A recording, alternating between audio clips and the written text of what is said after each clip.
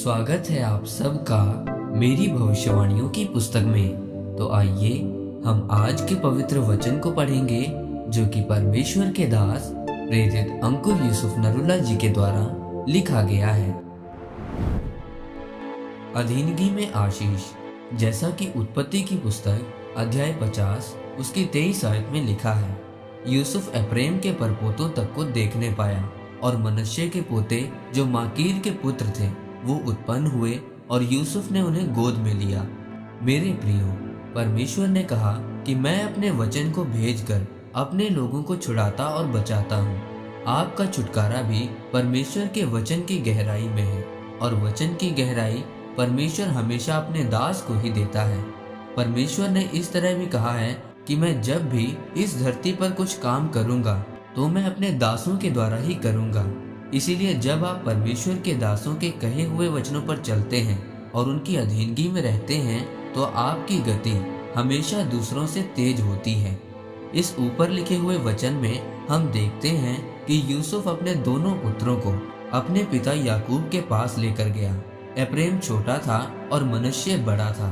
यूसुफ ने अपने बड़े बेटे मनश्शे को याकूब के दाहिने हाथ और छोटे बेटे एफ्रेम को बाएं हाथ में रखा, ताकि जब याकूब इनको आशीष दे तो वो अपने दाहिने हाथ को बड़े के सिर पर और बाएं हाथ को छोटे के सिर पर रखे। पर बाइबल बताती है कि याकूब ने अपना दाहिना हाथ एफ्रेम के सिर पर और अपना बायां हाथ मनश्शे के सिर पर रखा।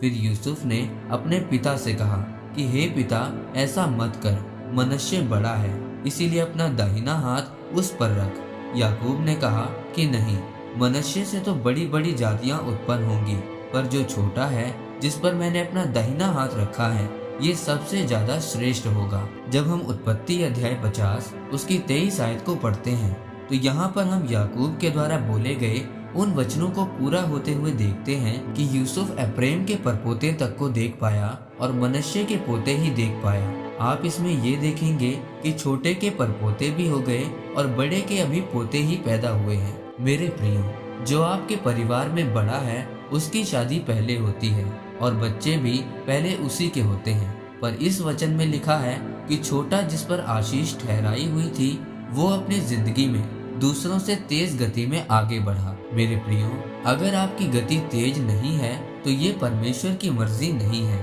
परमेश्वर चाहता है कि आपकी जिंदगी में देरी का आत्मा ना हो। जब मैं परमेश्वर के द्वारा सेवकाई में बुलाया गया था तो मैंने कई लोगों से इस तरह सुना था कि जब किसी की चर्च 2 साल में 200 से 250 हो जाती है तो फिर वो टूटकर 70 से 75 तक आ जाती है, और अगर वो धीरे धीरे बढ़े तो इसका मतलब है कि वो परमेश्वर की ओर से है। तब मैंने कहा कि ऐसा नहीं हो सकता। प्रेरितों के काम की किताब में लिखा है कि कलीसिया की गिनती इतनी बढ़ गई थी कि कलीसिया गिनती में नहीं आती थी।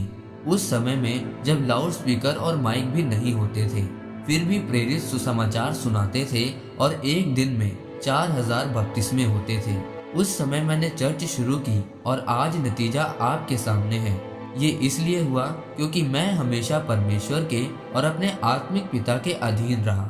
इसीलिए मेरे प्रियो, जब आप परमेश्वर के और परमेश्वर के दासों के अधीन रहेंगे और वही करेंगे जो वो आपको करने के लिए कहेंगे तो फिर आप दूसरों से तेज गति से आशीषों को पाएंगे। आमीन।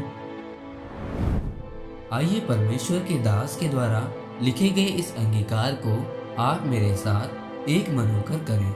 सर्वशक्तिमान परमेश्वर, मैं आपके इस महान वचन के लिए आपका धन्यवाद करता हूँ। परमेश्वर, मैं अंगीकार करता हूँ कि मैं आपके और आपके दास के अधीन रहूँगा ताकि मैं तेज गति से आगे बढ़ सकूं और आपके कामों को कर सकूं। प्रभु यीशु मसीह के नाम में आमीन। परमेश्वर आप सबको आज के वचन के ऊपर मनन करने के द्वारा आशीषित करे। आमीन।